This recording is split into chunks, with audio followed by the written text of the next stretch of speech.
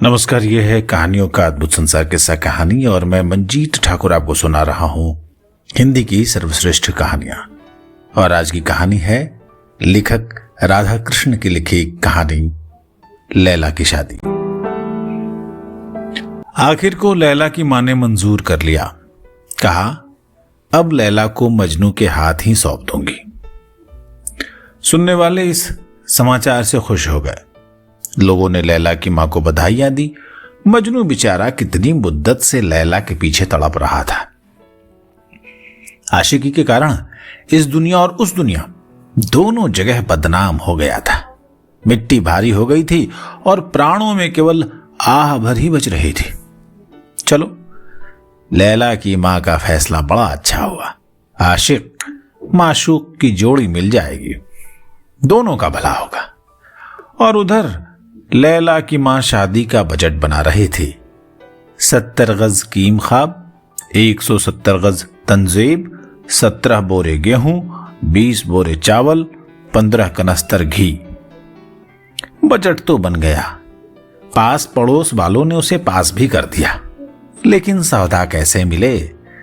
लैला की मां ने बाजार में पहुंचकर देखा कि किराने वालों के यहां खरीदारों का मेला लगा हुआ है। किरासन तेल वाले अपनी अपनी दुकानें बंद करके सो रहे हैं। बाजार की दुकानों में लाठियां चल रही हैं। ये जर्मन की लड़ाई क्या हुई कि आफत हो गई। लैला की मां घबरा गई। भीड़ के इस धक्के में हड्डी पसली किसी का भी पता नहीं मिलेगा। या खुदा, अब क्या करूं? सहसा अंधेरे में बिजली की चमक की तरह वहां मजनू दिखाई दे गया। शादी की खुशी में वो अपने दोस्त के साथ सैर करने को निकला था। लैला की मां उसके पास पहुंचकर गिड़गिड़ाने लगी। शादी क्या हुई, मुसीबत हो गई, कोई भी जिन्स नहीं मिलती बेटा। देखो, मदद करो, तुम्हारी ही शादी की चीजें हैं, शुक्रगुजार होंगी। मजनू हक्का बक्का आंखें फाड़कर उसने पूछा कि तुम चाहती हो कि इस भीड़ में घुसकर मैं गेहूं खरीद लाऊं? हाँ बेटा, ज्यादा नहीं, फकत 17 बोरे। 17 बोरे? सुनते ही मजनू की आंखों के आगे 17,000 सितारे नाचने लगे। आसमान को घूंसा मारकर आना आसान है, लेकिन 17 बोरे गेहूं खरीद सकना उससे भी ज्यादा मुश्किल है। पसीने पसीने होकर मजनू ने जवाब दिया, ये तो नामुमकिन है अम्माजान। 3 सिर का सवाल हो तो कहो। मैं लंगोट कसकर और लैला का नाम लेकर भीड़ में घुस जाता हूं और 3 सिर गेहूं खरीद लाता हूं। लैला की मां ने कहा, लेकिन शादी की बात है, 17 बोरे से कम में काम नहीं चल सकता। मजनू ने आह भरकर जवाब दिया, अब शादी हो ना हो 17 बोरे गेहूं तो तुम्हें किसी हालत में नहीं मिल सकते। मजनू के जवाब से लैला की मां की हिम्मत टूट गई। आंखों में आंसू भरकर बोली, तो क्या तुम चाहते हो कि गेहूं के चलते मैं तुम्हारे साथ लैला की शादी मनसूख कर दूं?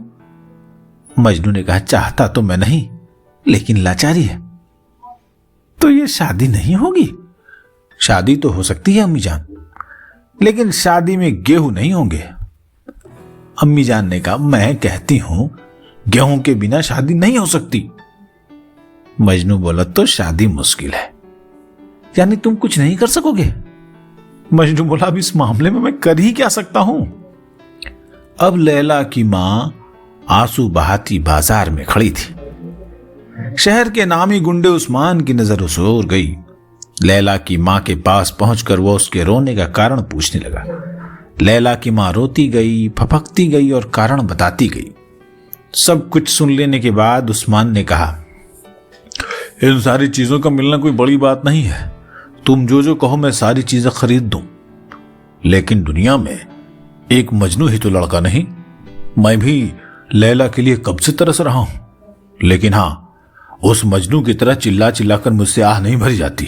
तो देखो, अगर लैला की शादी मेरे साथ कर सको।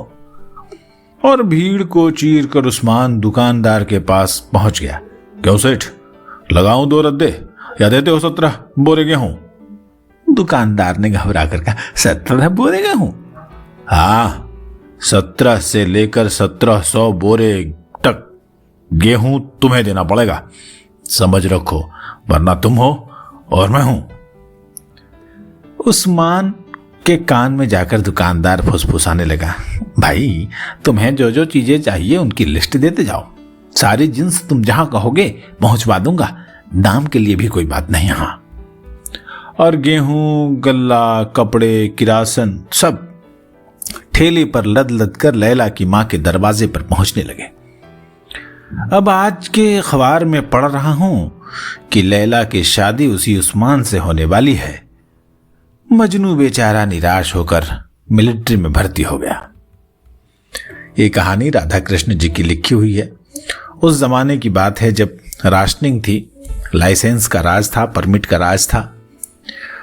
तो ये कहानी जो आप सुन रहे थे राधा कृष्ण जी की लिखी हुई लैला की शादी, प्रतीकों और उपमानों के जरिए बहुत शानदार कहानी उन्होंने लिखी है।